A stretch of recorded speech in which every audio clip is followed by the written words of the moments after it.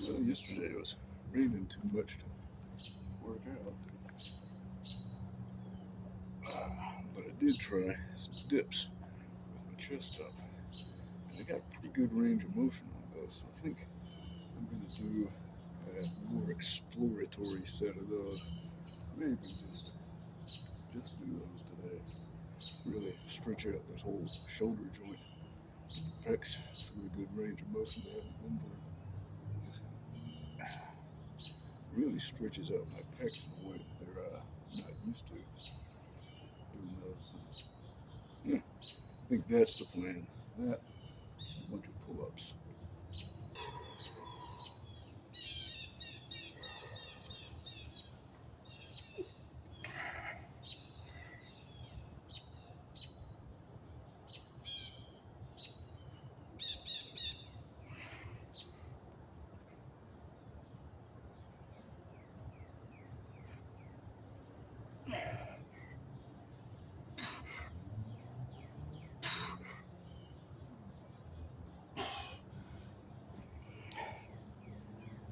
Set of 10.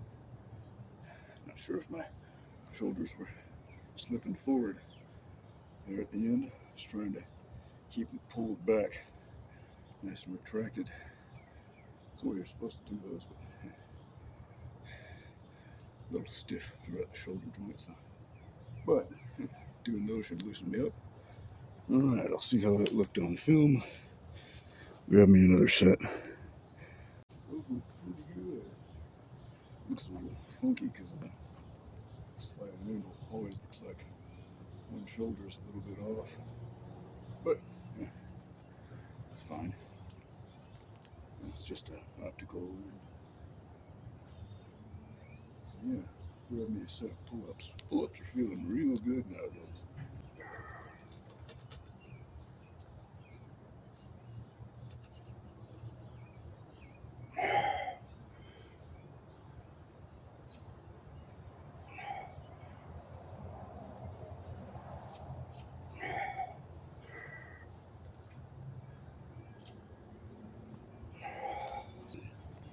Last set was 10 reps. I think I'll push for a few more, maybe up to 15 reps.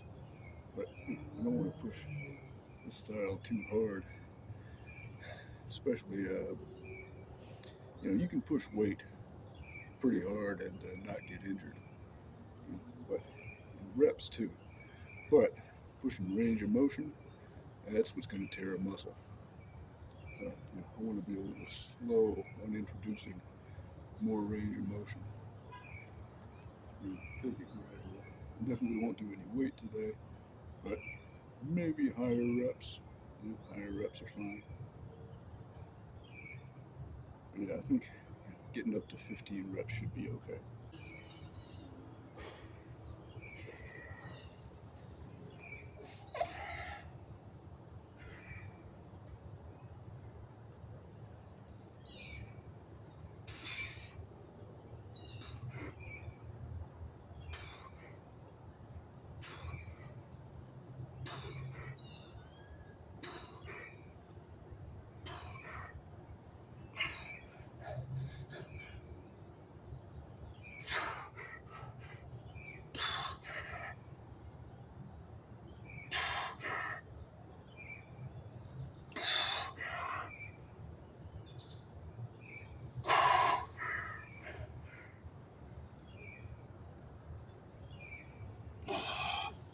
Whew. All right. Yeah. Maintaining scapular retraction. Getting harder and harder on that. Shoulders are definitely slipping forward. Your shoulders are slipping forward. You tweak, you bend your arm a whole lot like that. That's what's going to tear a pec. Keep your scapula retracted. It almost doesn't matter how far you stretch your pec. You can't possibly injure it. So yeah. But those are feeling pretty good. Starting to get hard there at the end. I think 15 I'll say is my limit. Just, because I don't want my form to slip too much. Not when I'm in that crazy position. Not yet. Not until all my tendons and joints and everything have straightened up. Yeah. So far, those dips I've seen on camera have looked real pretty. Excited to see how that set played out. Really emphasizing a pause at the bottom of each of those reps in order to make sure I get that full range of motion. Now, I don't want to get in the habit of stopping myself short. And I want to make sure my positioning in the bottom is correct. Make sure my shoulders are pinned back the whole time, scapula retracted, and not rounding forward, shrugging up, anything like that. They're looking pretty good. So yeah, it does reduce the forces that your muscles feel a little bit. The force is mass times acceleration.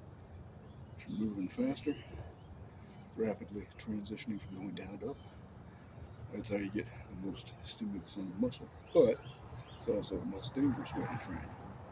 So, best to take everything step by step. Don't want to push to failure either. The closer you get to failure, muscular failure, the point to which the muscles can no longer voluntarily contract. The closer you get to failure, the more your whole body is likely to dysfunction, slip into a bad position, stuff like that. Now, it means that training stimulus is less, but it means it's a little safer. So yeah, that's just one method of progression. Because some people think progression means adding 5 pounds every week or something like that. Nah, progression can come from improving your form, improving your range of motion, improving your tempo, increasing the number of reps you do, etc. Or using a more disadvantaged version. Yeah. So that's the method I'll use until I've got good solid form, good range of motion, shoulders are good and healthy, pecs function well in that position. Then I'll start increasing the tempo, increasing the reps, pushing myself a little bit harder. Then when I can push myself as hard as I possibly can with good possible form, really bottoming out, but not pausing, just knocking out reps at a good comfortable pace. Then I'll start adding weight.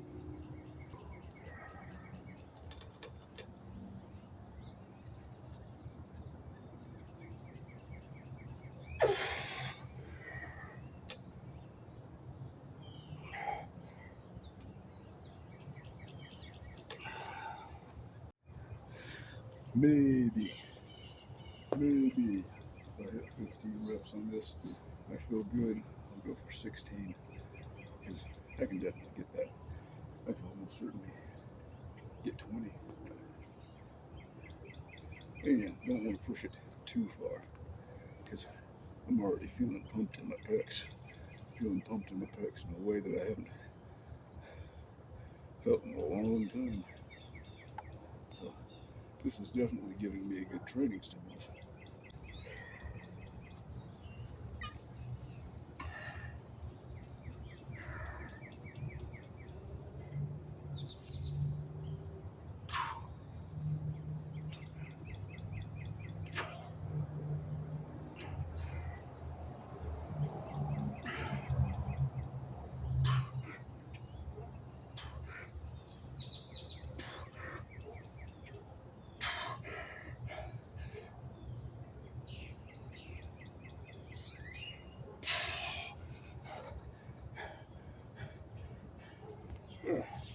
Call it there. Overestimated myself. Starting to get worn out. That's good. Hit some side delts while oh, hey there.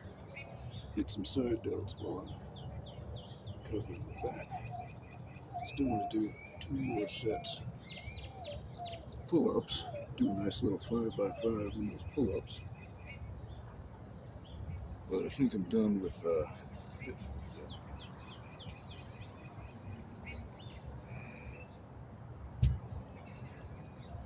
a good pump in my pecs.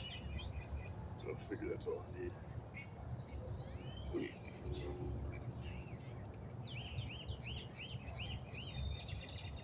Playing with a stick.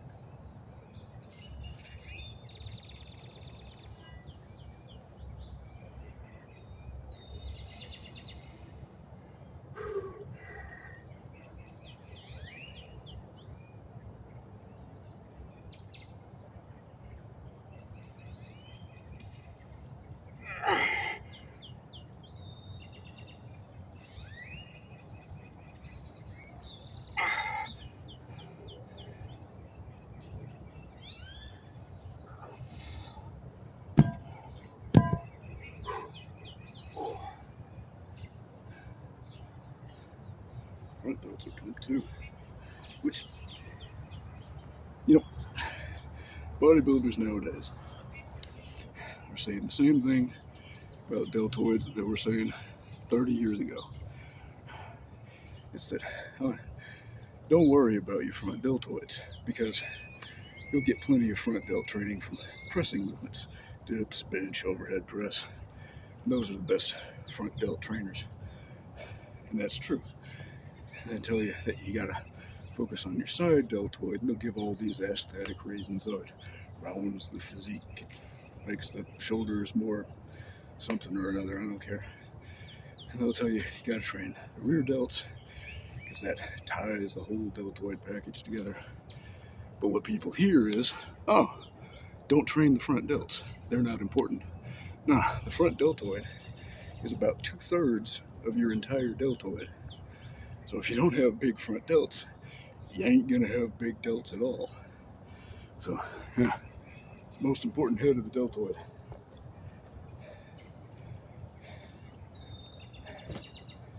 It's like saying, always make sure you train your wrist extensors because if you don't have big wrist extensors, you ain't gonna have a fully developed arm. Well, that's true, but your tricep is a lot bigger and a lot more important. Wrist flexors are great. Triceps bigger and more important. If you got big triceps, you got big arms. If you got big triceps, small wrist flexors, now your arm will be unbalanced a little bit, and you'll definitely have some elbow problems, but you'll still have big arms.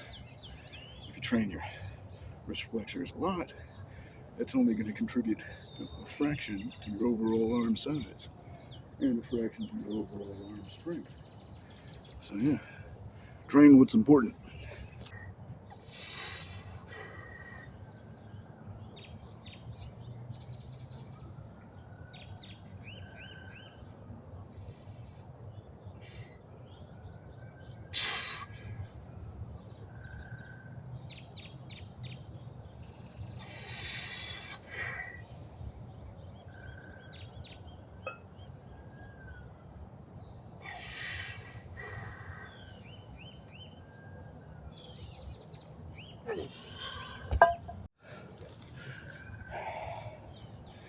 Yeah, what do you think, huh?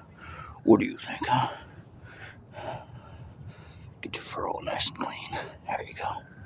That's a good kitty. Triceps are actually a little sore, but yeah, I'll see how this feels.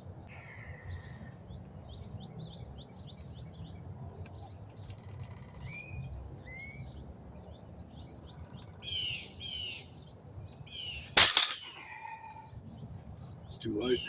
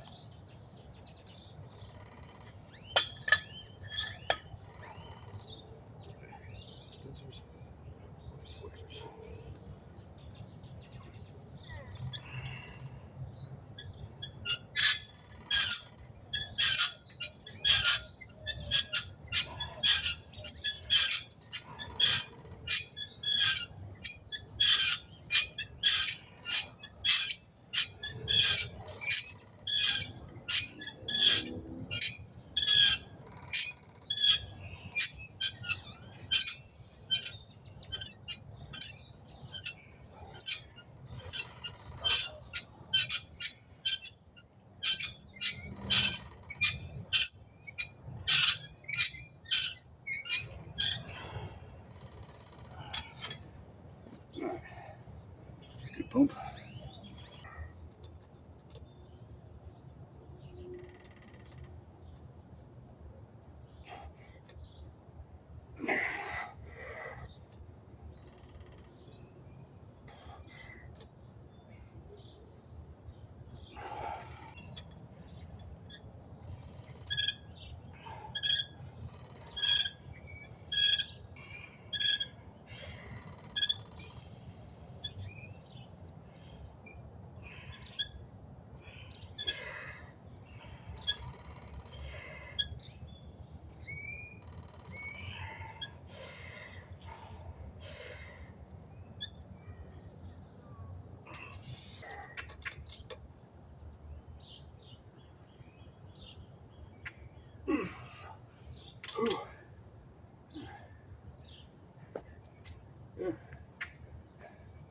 Yeah, my grip's worn out. Should have remembered I was going to do those pull-ups before I started working my forearms.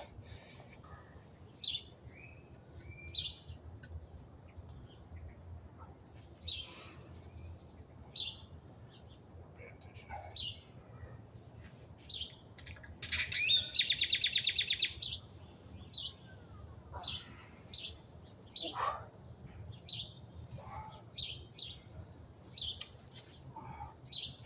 Oh, okay. That's all I can handle today. Whew. Those are brutal. Form was bad on those too. But, you know, start doing those again. Strength will come back in no time.